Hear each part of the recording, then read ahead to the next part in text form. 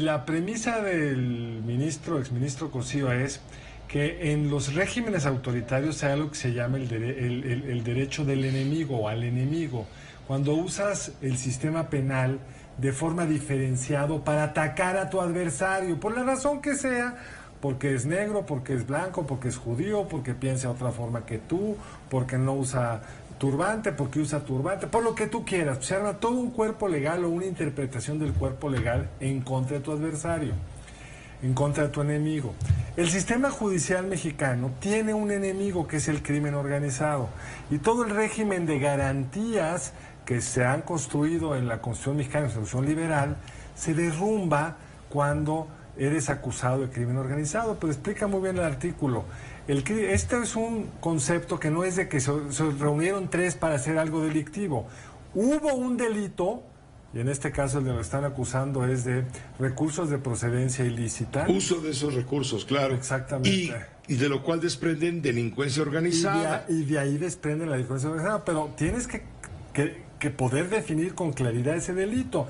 Y aquí de lo que estamos hablando, Pepe, y lo ha dicho ya mucha gente, es de recursos que el Estado por ley, el CONACYT por ley, le dio a esta asociación civil que no es propiedad de privados. ¿Te refieres al fondo? Al foro. Al foro. Y esta asociación que es propiedad de distintas instituciones, como un órgano de consulta y de apoyo en la política científica y tecnológica, gastó ese dinero. Hay hasta empresarios ahí metidos. Hasta empresarios. Gastó ese dinero. Ese dinero lo gastó, pues de acuerdo a sus estatutos, con ciertos proyectos, nos pueden gustar o no, pero lo gastó en sus actividades. Eso de entrada no es crimen organizado, porque el origen de estos recursos es el presupuesto público.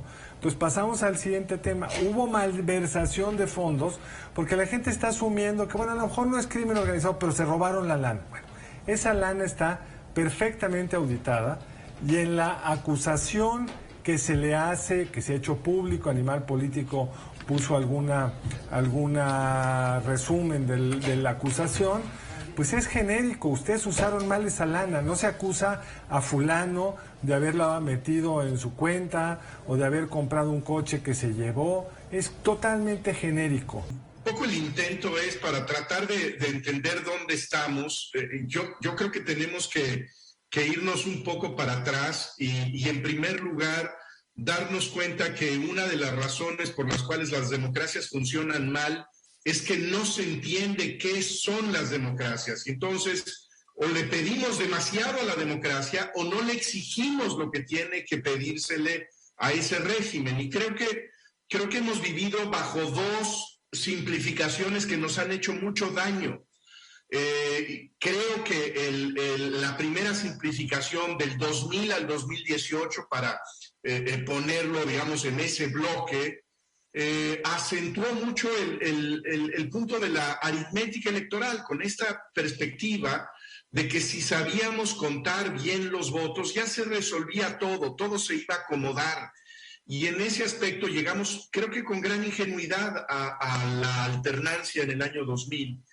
Y ahora, pues la otra simplificación es que tenemos a un pueblo encarnado en un gran líder histórico que tendría ya la capacidad de resolver todos los problemas. Mi argumento es que no se puede, ni con esa visión liberal que tiende a ser oligárquica, ni con esa visión populista que tiende a ser autoritaria.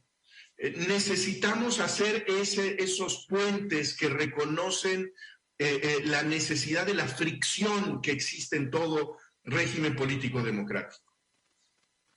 ¿Por qué dices, Jesús Silva Herzog, por qué dices que López Obrador ni es juarista ni es de izquierda?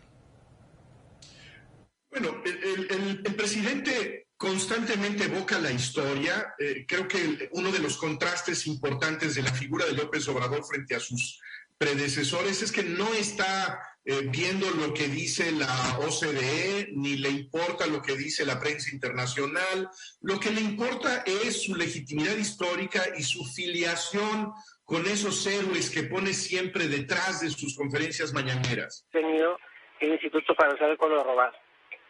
Ese es punto número uno. Punto número dos, no tiene que ver el tema del resultado. Efectivamente lo definiste muy bien, el país no deja de llamarse México y la institución no cambia su andamiaje ni tampoco cambia su funcionar, los atletas siguen siendo los mismos y el desempeño o los resultados, pues bueno, habrá pequeños toques y decisiones que se toman que permitan tener estos resultados.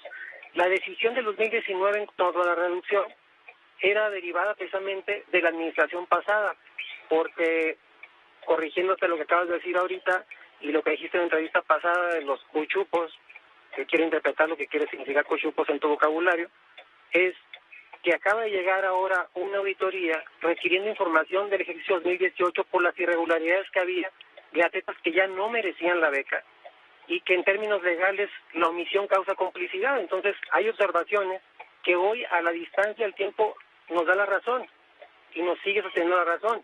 No son decisiones deliberadas ni tampoco son decisiones, como dije hace un momento con Pepe, a criterio personal.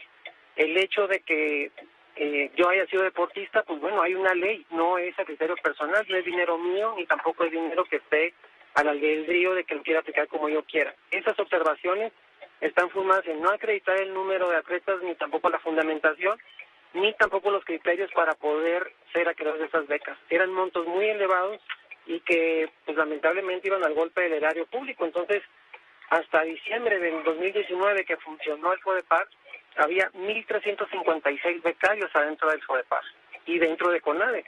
Entonces, nos tenemos que sujetar a lo que dice la regla y ahora tenemos que esperar las nuevas reglas de operación. Pero me parece que esta difamación de querer transgiversar la información, y de paso les aviso una vez que a quienes te referiste en la entrevista pasada de los cuchupos, pues estamos a días de que sean exonerados porque no hubo elementos para poder encontrar ningún delito, ni tampoco elementos que acreditaran los dichos, ni de los medios de comunicación, ni de quienes iniciaron el proceso. Así que, pues lamento mucho que quieran difamar o quieran hacer exacerbadamente algo que no existe. Y el proceso de camino a París, concluyendo Tokio, pues seguirá, nomás que estamos a la espera de nuevas reglas de operación. No me mando sola, soy una dependiente de Secretaría de Educación Pública, entonces tendremos que esperar a que lleguen las nuevas reglas de operación, los atletas empezarán a competir y inmediatamente serán acreedores al monto que les corresponda. El criterio a Tokio concluyó con Tokio y pues lamentablemente pues tendremos que esperar ese tiempo y tendrán que sujetarse a los criterios que existen en tanto no exista la nueva regla. Nos conocimos desde que él llegó al periódico 1+1, por ahí de 1900, yo creo que 78, 79, no recuerdo la fecha exacta, y desde entonces pues tuvimos una relación cordial y en algunos casos una relación profesional. Maestro de reporteros, de fotógrafos. Era muy buen reportero, él se especializó en asuntos de zonas en conflicto, estuvo en Nicaragua, estuvo en Venezuela, en El Salvador, en fin, tenía una visión muy clara de lo que era su profesión.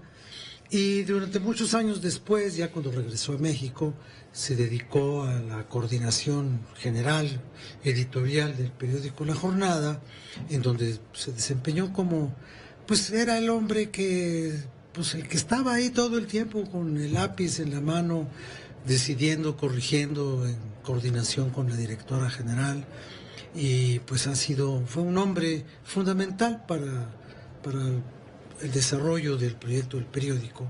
Pero también un gran defensor de la libertad de expresión. Mira, ahí ocurrió una cosa muy interesante, y esto es algo que debemos recordar rápidamente.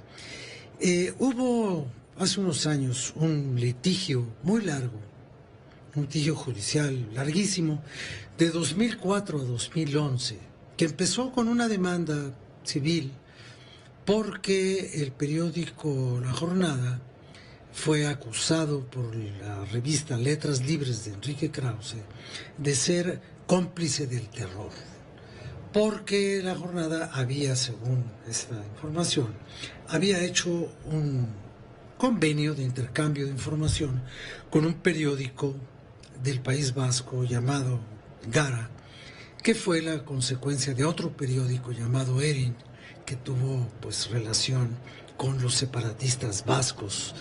Y entonces fue muy fácil para quien los acusó de eso, que fue el subdirector de la revista, que fue el señor Fernando García Ramírez, que escribió un texto porque tenían la cercanía de Josécho, que había trabajado en algún tiempo de su vida en el EGI.